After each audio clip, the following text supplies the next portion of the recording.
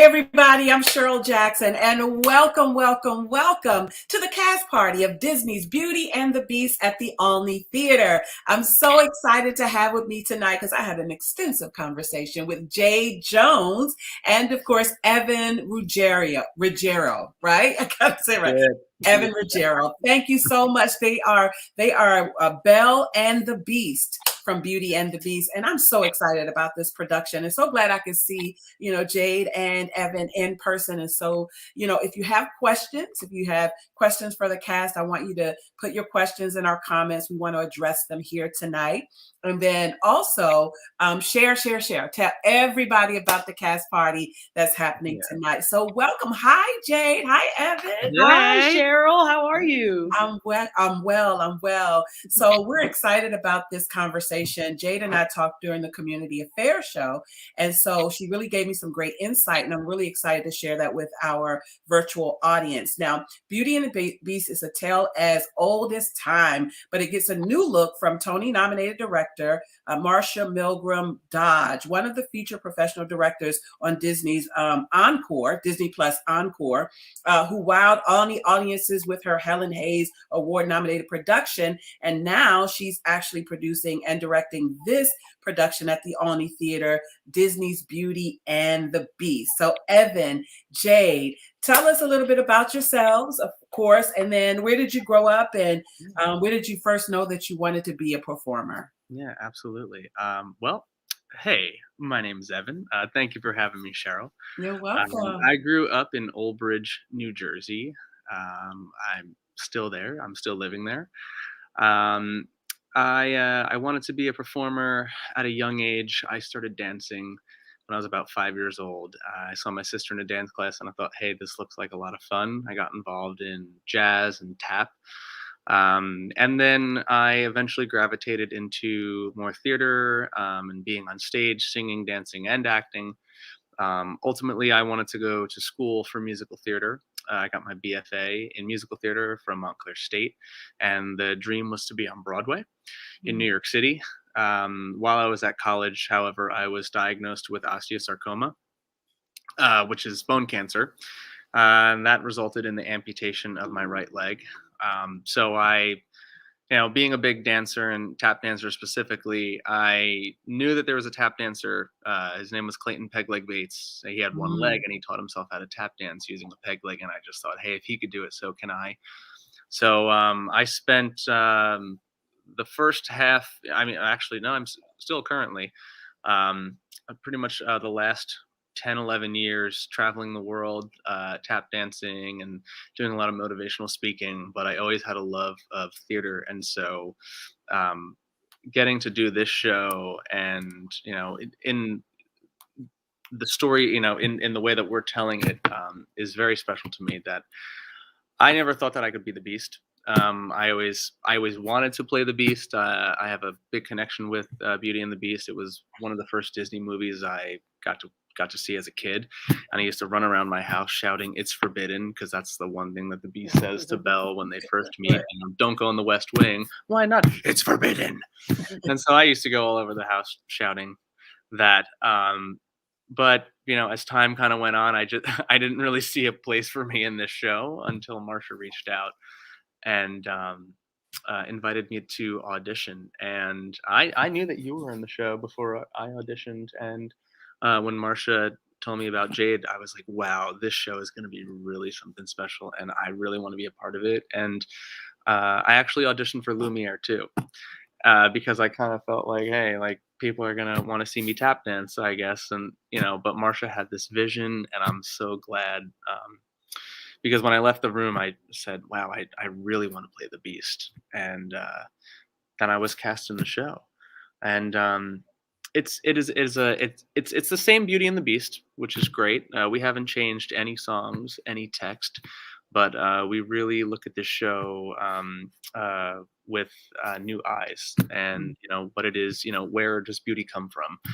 Is it just on the outside, or does it come from within?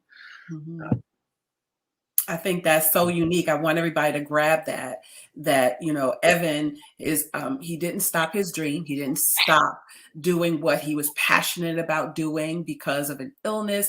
He actually began to tap dance with his peg leg. And it's my understanding that he is amazing in Beauty and the Beast. So I can't wait to see it.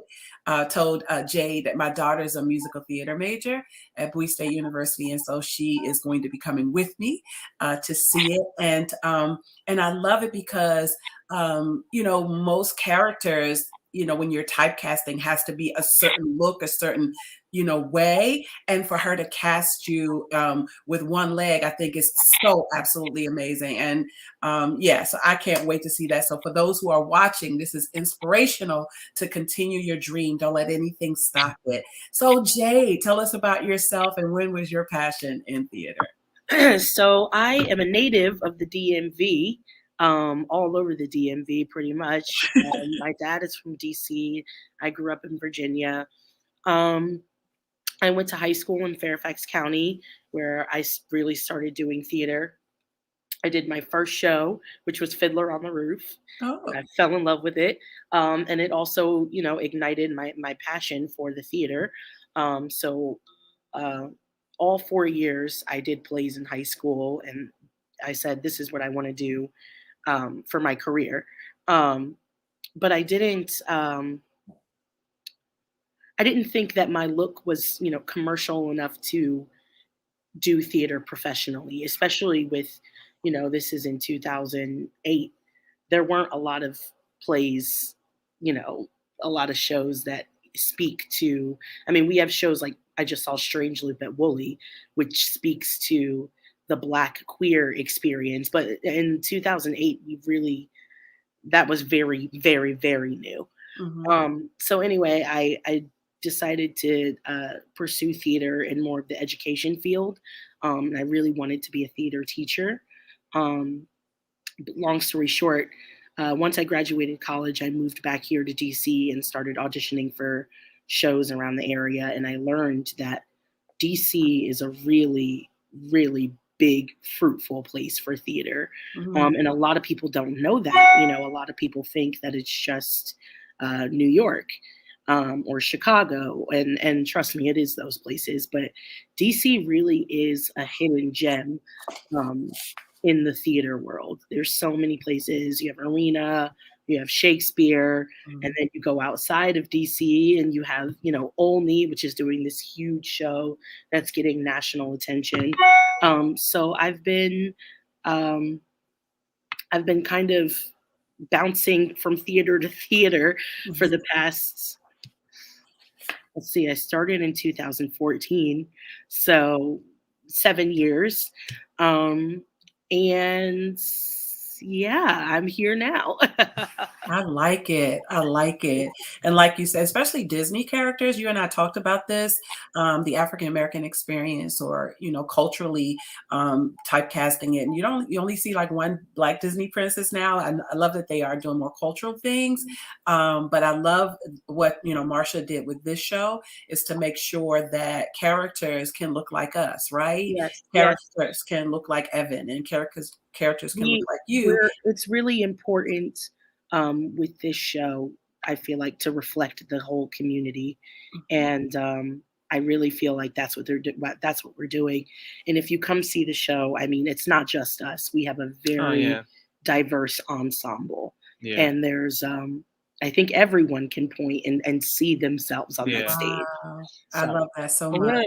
one of the really like big things that I like about this show and that we haven't changed anything is that we're not on stage trying to like I'm not on stage saying, "Look, I have one leg and I have to talk about it." Right, In the right, right. the audience can just take it in with the story, You mhm. can and I just think be, like that for who you are in the exactly character and exactly for normalize it. every Yeah. character in this show, Mhm, and it really makes sense in mhm. this story. It's so different, and I was thinking about like the text and just the backstory of all these characters and how it's there it's there in the show, and you just didn't realize it because you've only seen these characters, played in one specific way.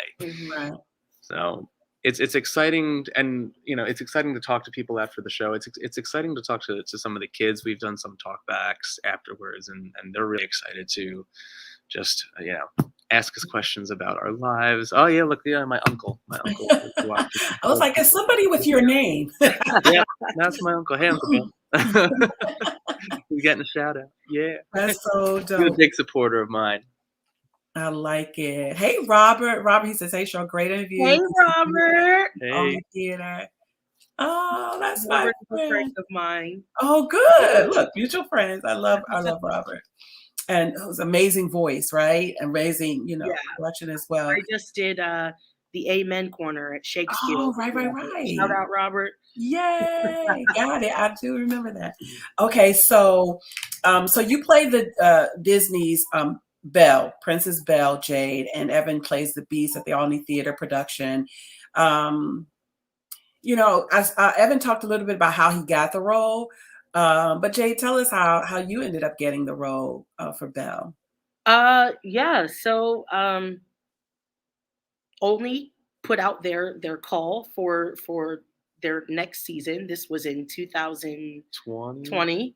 It's like February, right before the pandemic-ish. Wow. They put out their call, and I thought, I looked at their season and I thought, ain't nothing for me there. To be honest, I looked at their season and I said, oh, go Olney. I can't wait to see these shows. But then I received a call from the casting director, and she said, hey, we're looking at you for Beauty and the Beast. We just don't know where we want to put you yet. Are you available for the dates? And I looked at the dates and I said, well, this is a year from now, so yes. I am available. But I couldn't possibly, I was automatically thinking, oh, they want me for Mrs. Potts, or they're going to do something. I don't know. But yeah. And then a few days later, she called and she said, would you be able to come in to the theater and read for Belle? And I was like, okay, all right, let's go. Here's the thing is like, this is my job. This is what I do. So for me, no, I did not think that I would ever be, that anybody else would think of me as Belle, but I knew, because I'm good at my job, that I would be able to do it. Hell yeah, you're good at your job. So it was very much like, this is new, but this is a challenge, but I'm up for the challenge because this is what I do. So I went in, I auditioned, I sang, and I did a couple of scenes, and Marcia was actually on Zoom at the time. I believe she was in New York. And I was there with the music supervisor of Olney, and also the artistic director of Olney, Jason Lowith, and the casting director. So all these people were in the room, and then Marcia is on her computer. I'm doing my scenes. She gives me a couple adjustments, and I leave thinking, you know what? That was a really fun audition. I would have never thought that I would ever be reading this out loud, this script out loud, this character. And whatever happens. If nothing happens from it, it's really cool that I got to give Belle a voice for even just an audition. And then a few days later, I got the next day, I got the call saying that I was Belle, and I was the first person that was cast in the show. And yeah, it was crazy. I keep saying that I never thought I would play a role like this, and I don't want that to be misconstrued as I never thought I would be able to. It's just that I never thought that anybody else had an imagination. Yeah, Yeah. yeah, yeah. That Exactly. To say, "Oh, Kelly Butler Knowles says she's Aunt proud of you. Kelly. Come through, What's family." up, mom? Grateful Kim. Hey. I understand you used to sing with them too, right? Your mom and Yes, yes, they are actually both singers. yeah. They are a twin gospel duo, and they uh, did shows all around the metropolitan area. When I was growing up, my mom was a single mother. She would take me along with her, and that is really where I discovered show business and really how to entertain. And so we, even now to this day, they're not performing anymore, but we have like karaoke and I do can all this. Like, we're imagine. very much a show business family. I love that. I can imagine. My family's musical too. My husband's Uh-huh. side of the family is all musical. I just talk real good, but they sing and they play. They're all very, musically inclined. So my husband plays bass. All my sons play percussions. Oh My wow. my son's an artist. He just released a record today. Shameless plug, not shameless, but yeah. Yes. No. He just released a song today that I'm very, very proud of. Um, so let's talk about the characters. I want you both to tell me how you relate to the characters that you play, Belle and then Beast. Yeah, so the Beast, so we gave the Beast this backstory. And it's just never spoken about it, but Marcia asked me in the beginning, why is the Beast so angry? Why is he this little boy who is so frustrated with the world that he has to be a mean child? And what's going on? Is he different in any way? Does he have a disability? And that's kind of where the idea Mm. came to Marcia, that she said, well, maybe he has one leg. And so she found me through the internet and everything. But she gave me this backstory, and she said, where are your parents, and what's going on? Why aren't they here? And here I am, this young 10-year-old prince, and um I'm just this angry child. And that pushes the story forward, and as I'm transformed into a beast, and I go the next 10 years as this beast, and I'm almost, it's like I'm trapped in this beast body, and I still have the mentality of a 10-year-old. And now I haven't interacted with any real humans other than some enchanted objects in the last 10 years. And I take a lot of what I go through in the show from a lot of my personal experiences being in the hospital and what I went through with my diagnosis of cancer. In that, um, at the time that I was diagnosed, I was 19 years old. I was a sophomore in college, and so I had this great freshman year at school. I was doing shows. I got asked to do a show in Miami, so we traveled down to Miami. I did a musical my freshman, 2 musicals my freshman year, and I was going back my sophomore year already in 2 productions. So I was working on a show at the time, and all of a sudden everything comes to a screeching halt. And here I am, this young, full of life musical theater major, and I can't do what everybody else, what all my friends are doing. And I'm stuck in this hospital bed, and I don't know why I have cancer. Like, I don't get it. It never made any sense to me, and there was no reason. Like, I felt I didn't do anything wrong. Like, I wasn't an unhealthy person in any way. Or it was nothing like that. It just happened.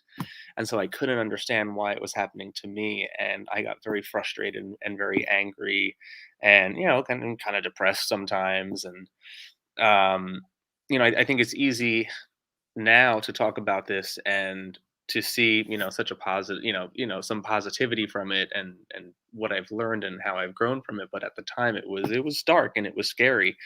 I did have a lot of support, which is great. My family did whatever they could to be with me, and my friends would visit me whenever they could.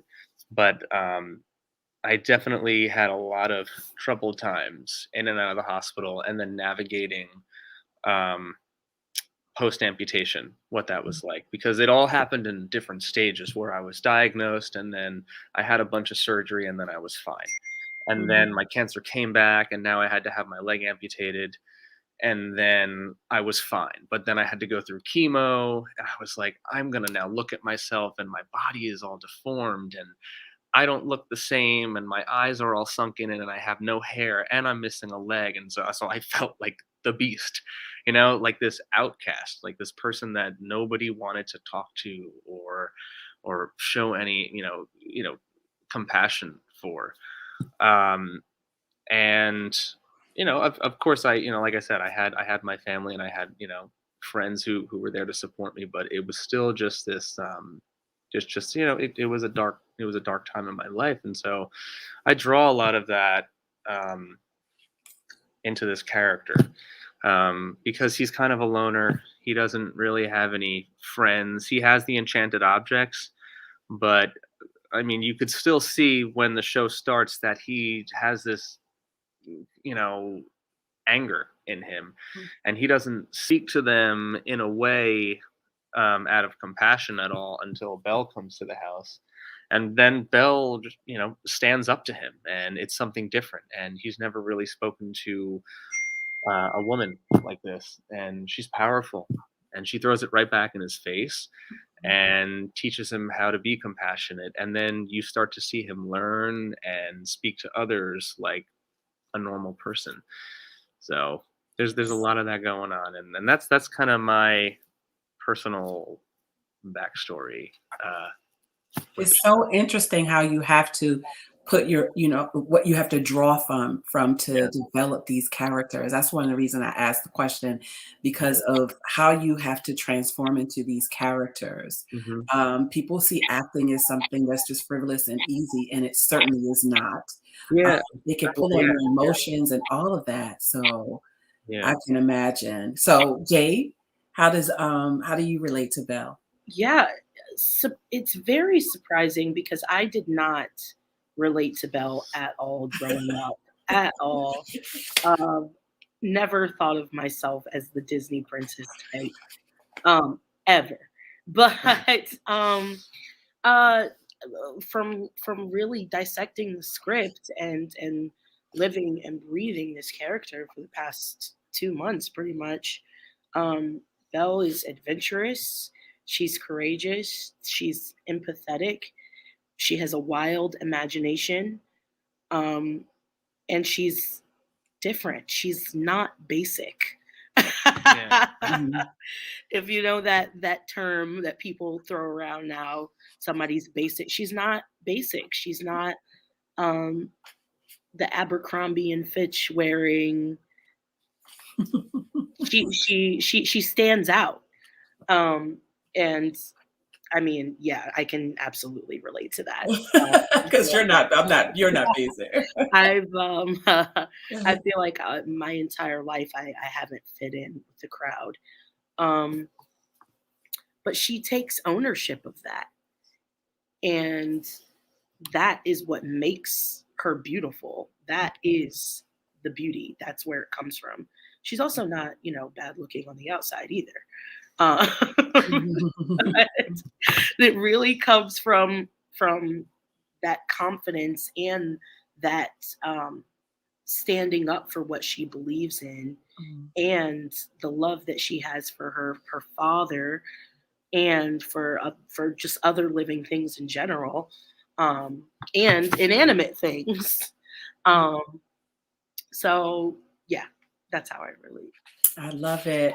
As time is flying, we have 6 minutes, but I really want to get into some of these questions. I know because this is so good. I know we should have done an hour, right? So, first off, what's been the reaction? Real quick, the reaction of the audience, and then I want to get into the social media campaign, because hashtag I am beauty is such a powerful social media event that I think that everybody can jump in on and be a part of. But first off, how's the audience reaction? We've had, oh my gosh, so today Yeah. the kids got me. Yeah, We had they a 10:15 matinee this morning, Oh, and we had some elementary and middle middle school and high kids school, and high yeah, school, yeah. yeah. And oh my gosh, the audience was not full. It wasn't sold out, Packed. but No, because yeah. of, because of COVID restrictions, and Mhm. they're doing a lot of things to keep people They were like separate and spaced not out having by as school. many schools as they would have at a Yeah. normal matinee. But it was like they were at a concert. They were screaming. They They were were screaming screaming. at parts in the show that never got really applause or anything. And like I remember that I was in the scene where like I'm like really dark and down and like I'm talking about going off the edge and I just let Belle go and it's like really kind of like Yeah. dark scene and all of a sudden I finish and I'm looking up at this thing and I'm like that's where I'm going and I'm gonna jump and all of a sudden the lights go out and it's like Yeah, they and were I was like, living. what And exactly? then That's gonna be me and my daughter when we come. You gonna know when when we we're walk there. out today, when we walk out in the final scene, when the beast Oh, has the transformed, transformation. I was looking in the audience, and there were these girls, and they were just like Yeah. holding hands, like holding their Yeah. faces, and I was just like, that got me. I started tearing up. Those were the kids. Those are the Yeah, kids. yeah, They yeah, loved yeah. it. So let's talk about the social media campaign, the hashtag I am beauty. People are asking people to post and say what makes them feel beautiful, right? So the whole idea behind Beauty and the Beast and the I Am Beauty campaign, I think this is so awesome because I love that we can see the beauty in everything, in everybody, right? And I think that that's Yeah. one of the things that this I Am Beauty campaign does. What do you guys think about it? And do you think it's hard for people to grant themselves permission? You and I talked about this, grant themselves permission to say they're beautiful because, some people are like, you're vain, you're this. I don't have problem with saying I'm beautiful. I think people And do have a problem saying it I don't. because of those reasons. Yes, it is difficult to say I am beautiful. Mhm. Mhm. But I feel like you should talk to yourself like you would talk to your friend. Right. So even sometimes people, like, I have friends be like, they'll say something bad about themselves, like, man, I did something stupid. And I'm like, don't talk about my friend that way. Right. You know what I'm saying? It's just because it's so easy for us to talk down on ourselves, Mhm. but we have a problem lifting ourselves up. So I think it is important for people to even look in the mirror Mhm. whenever you remember to, and to say and remind yourself that you are beautiful. Right, right. And that, I love it is I am beauty. Like your definition of beauty doesn't have to be mine. I see myself as beauty, Hmm. And so go ahead, Evan. No, no, no. Yeah, I absolutely agree with what both of you are saying. I'm like the the nodding. No, because especially, I mean, right. What one person sees as beauty isn't going to be the other thing, and while maybe someone is just looking at you on the outside, and it's like, oh wow, that person is so beautiful on the outside. Maybe they're not on the inside. Who really knows? And I believe that, and I'm sure most of us believe that beauty comes from within. Mhm. And I look back on those days where I was like crazy, no hair, one leg, eyes sunken in, and I just remember thinking like, wow, I am a train wreck right now. Not beauty at all. But somebody else was there to say, hey, no, you are beautiful. Look at what you're doing right now, and you're alive and you're surviving, and it's not just those materialistic Mhm. you know features on the outside that make someone beautiful.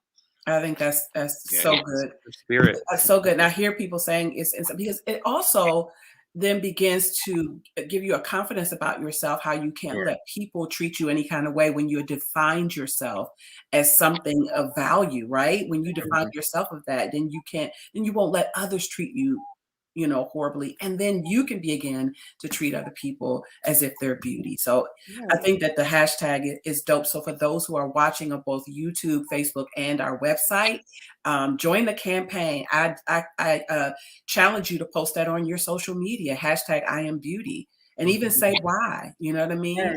And then get, people involved in the campaign. So Celebrate the things that you love about yourself. Yeah. yeah, That'll be great. So what would you say, and any one of you can grab this, but for people who say I don't go to the theater now, that especially it's COVID, I don't know where the Olney theater is, and what would be your words of encouragement to say to those who are watching, to say, I never go, and then even now during COVID, I'm not trying to go. I will say that Olney does a great job as far Mhm. as COVID. Olney has done a phenomenal job with their protocol. You do have to be vaccinated to come to see the show, which is great. And everyone has their masks on except for the actors on stage. Right. There are 2 levels. There's an orchestra level and a mezzanine level. So if you are concerned about social distancing, there is room for that. Mhm. And also, you've never seen a Beauty and the Beast like this. That's You've right. never heard it sung like No. this. And And if you don't know where the Olney Theatre Center is, you could put it in your iPhone, and it'll take you right there. See, it's a 2-minute walk because I'm here right now. Brew Belly and the Olney Grill is great. plugs Oh, yeah, we plugs got to the lots food of around here. lots of great food around here. I love it. I love it. So for those who are watching on all of our platforms, do yourself a favor, get these tickets, give somebody tickets for Christmas, right? This will be great. We Great run until Christmas January present. 2nd. Yeah. Yeah, you're playing through January 2nd. We have a show on Christmas Eve, so you can come and spend the holiday with us. We'll be here at 2 p.m. Really? Yep. We'll be here. That's so good. All right. So you know what to do, guys. This is a great holiday event. They're playing until January 2nd at the Olney Theatre Center. Thank you for the cast of Disney's Beauty and the Beast, Evan and Jade, the stars of the show. I'm so glad to meet you guys in person. I'll see you virtually in person, but I can't wait to be in the audience. Yes, you definitely have to let us know when you come, Yeah. Cheryl. I will. I promise you. I said I will, and I promise you. We got through Thanksgiving, and so now our daughter and I are going to make a point. She actually just texted me while we were doing the interview. You have tickets yet, Mom? You have tickets yet? So we're definitely going to get tickets to be there. It plays through January 2nd at the Olney Theatre Center. For more information, get your tickets and visit olneytheatre.org. That's OLneytheatre.org. I said .org. olneytheatre.org. And you can see it all right here on our pages. We put all the information there as well. But let's make it a point to make it out to see this, and take somebody with you. Take some young people, take some elderly with you. Take somebody with you to check out this production. I'm so excited to meet you guys. Thank you so very much. I know we're only 2 minutes over our time. We did a great job with that. But we could probably talk for a whole another 30 minutes easily. Went by really fast. It went by really fast. Listen, you guys are beauty. And I love it. I love Thank hanging you. out You with too, all. Cheryl. Thank you, Cheryl. Thank you so much. All right, guys, that's going to do it for us tonight. Thank you so much for everybody who joined us, YouTube, Facebook, and PraiseDC.com. Can't wait to see you at the theater. Yeah. Bye-bye.